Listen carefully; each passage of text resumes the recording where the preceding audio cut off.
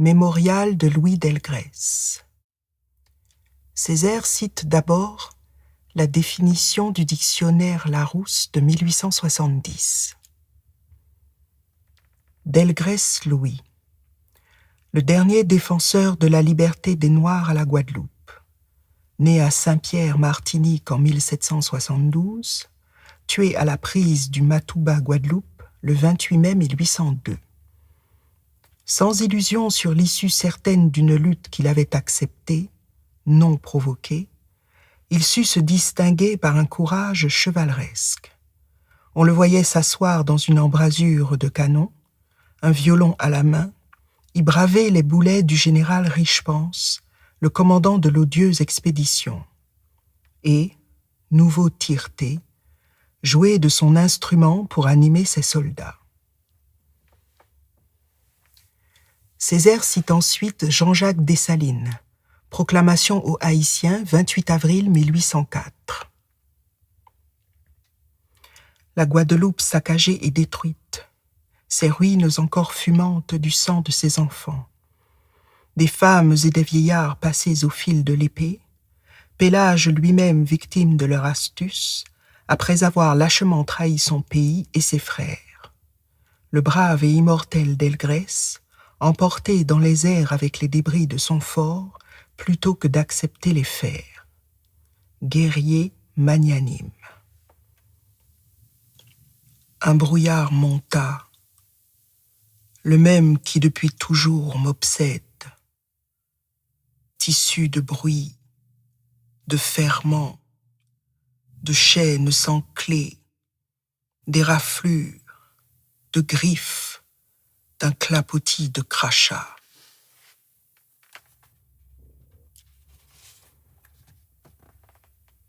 Un brouillard se durcit, et un point surgit qui cassa le brouillard, le point qui toujours m'obsède. Et ce fut sur une mer d'orgueil, un soleil non pareil, avançant ses crêtes majestueuses, comme un jade troupeau de taureaux vers les plages prairies obéissantes.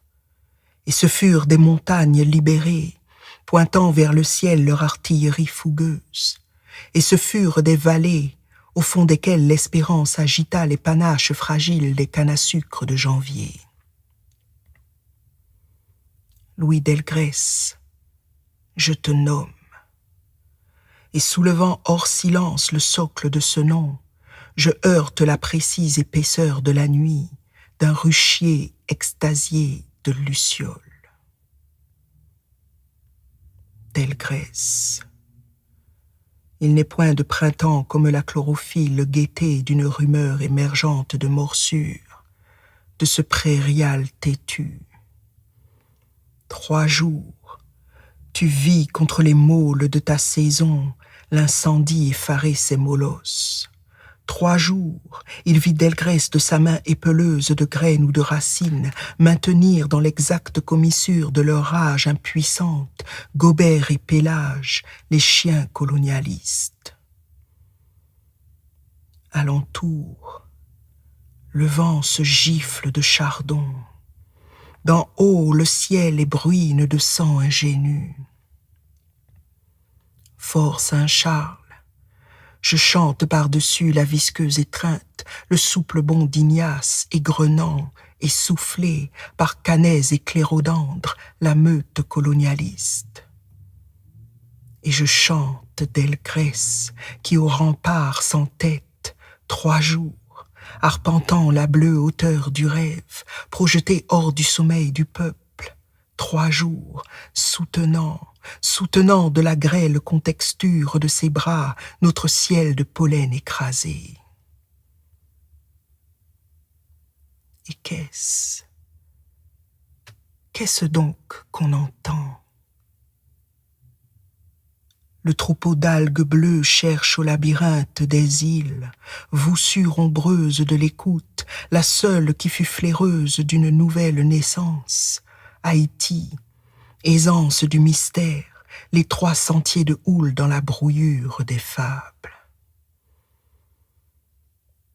Mais quand à Bainbridge Ignace se fut tué, que l'oiseau charognard du hurrah colonialiste eût plané son triomphe sur le frisson des îles. Alors l'histoire hissa sur son plus haut bûcher la goutte de sang que je dis, où vint se refléter comme en profond parage l'insolite brisure du destin.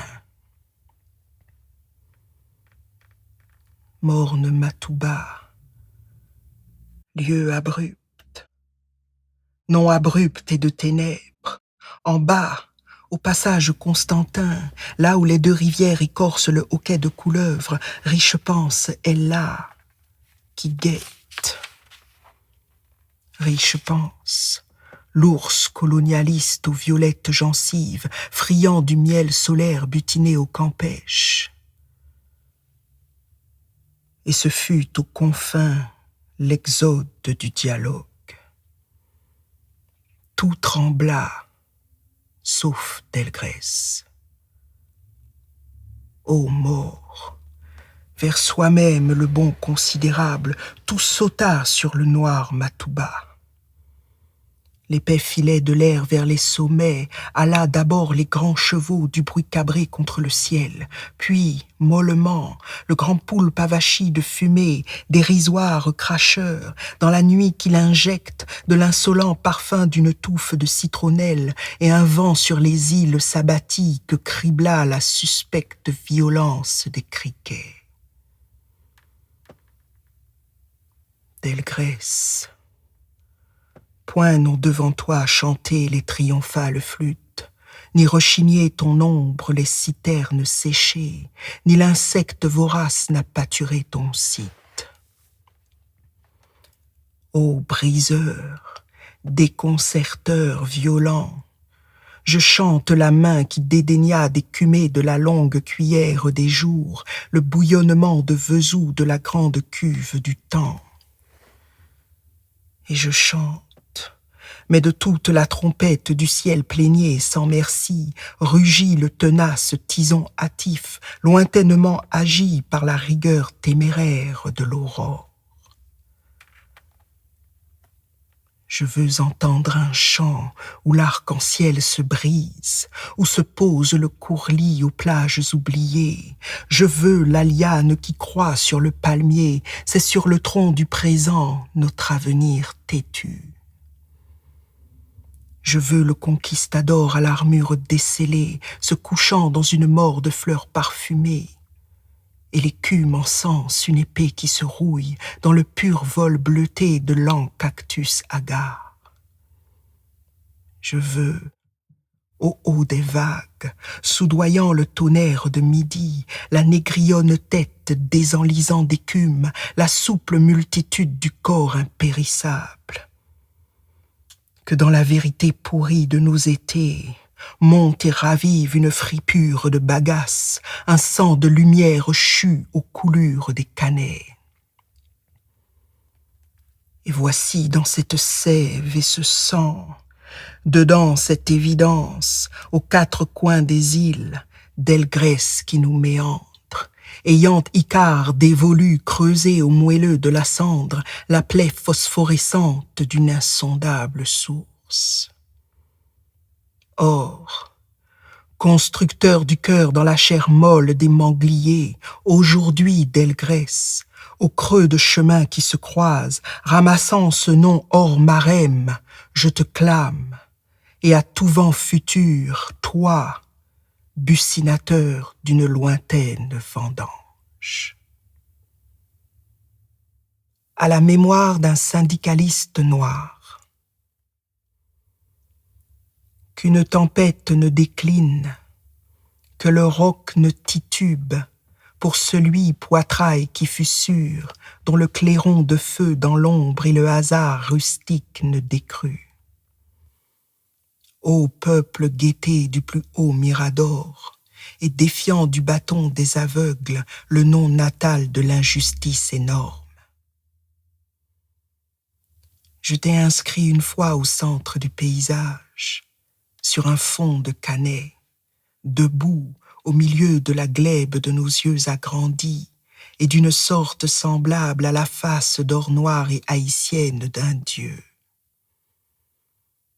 Vois, dans la forêt sans sommeil, les amis ont poussé, patients. Tu plissais les paupières, tu les plisses aujourd'hui. Tu ne parlais guère, tu ne parles guère moins maintenant. Tu te contentais de sourire, de même tu souris encore, très doux, d'un sourire né fort des confuses javelles de la terre et de la mer parentes. De quel salaire viens-tu encore de discuter? Sur ton sein noir et calme, viens-tu encore de réchauffer, suprême comme un nœud sacré de couleuvres engourdies, les colères d'hivernage et le coutelas des grèves? Et dans quelle fraîcheur osas-tu retremper ton sourire de rosée? Comment, dans la grande débâcle, as-tu mis à l'abri, rusé, ta grande force secrète, ton dur front paysan, les eaux calmes prisonnières du mi-rire de tes yeux? Un doute est mien, qui tremble d'entendre dans la jungle des fleurs un rêve se frayer. Maître marronneur des clartés, aurons-nous la force de hisser ce printemps jusqu'au sein où attendent, dormants, les climats féconds, nos membres purs? Nos ciels impatients, alizés ou hautans, réveillez-vous nos races mortes. Un instant, charmeur d'astres, un vent mauvais souffle des bagasses pourries, ton peuple a faim, a soif, trébuche. Ton peuple est un cabrouet qui s'arrache de la boue toujours, plein de jurons et cinglé au fil sourd de la nuit noire des cannes d'un sentiment de sabre. Toi, le refus de la sombre défaite, chef dur, soutien des cases, dieu des dégras, arbre à pain des coursières. En fougère imputrescible, je t'ai taillé. À révérer Sylvestre, qu'en mai dort en chabin la grosse tête crépue de ses manguiers les plus rares. Le songe s'est levé, tu marches, toi l'ardeur d'un nom, sous la tenace science d'un pays de silence. Tous te flairent, aucun chien n'ose te barrer la route. Tes murs se sont effondrés, les chemins sont boueux, de grands cœurs se suicident rouges ou balisiers. Tu marches, pèlerin, tu marches, et tu souris aux merles du dernier rayon qui picore les tiques sur le dos des zébus. Montreur, tout le ciel depuis longtemps s'est éteint, la mer au bas, dans l'anse, incline, et ramène à des oiseaux perdus le balancement d'un toit et la lumière. La lumière, tu la redistribues toute, aux écueils orphelins, aux feuilles en la filtrant, aux pierres du volcan mal refroidies qui renaissent précieuses, aux yeux des camarades. Vernissées, vaguement sanguinolentes. À la mémoire d'un syndicaliste noir. Sur l'état de l'Union. J'imagine au Congrès ce message sur l'état de l'Union. Situation tragique. Plus ne nous reste au sous-sol que 75 ans de fer, 50 ans de cobalt, mais pour 55 ans de soufre et 20 ans de bauxite. Au cœur. Quoi? Rien. Zéro. Mine sans minerai. Caverne où rien ne rôde. De sang, plus une goutte. Émettent-ils? Tes yeux étaient une conque marine où pétillait la bataille de vin de ton sang de 15 ans. Eux, jeunes, n'avaient jamais eu d'âge, ou plutôt sur eux, pesaient plus que tous les gratte-ciel 5 siècles de tortionnaires, de brûleurs de sorcières, 5 siècles de mauvais gin, de gros cigares, de grasses bedaines remplies de tranches de Bible rancies. 5 siècles, bouche amère de péché de rombière, ils avaient 5 siècles, aimaient-ils. 5 siècles est l'âge sans âge du pieux de Caïn. Aimaient-ils, je dis, au cœur zéro, de sang pas une goutte. Et pour le tien, qu'il me cache le soleil, qu'à mon pain il se mêle. Garçon de Chicago, c'est-il toujours vrai que tu vaux autant qu'un blanc?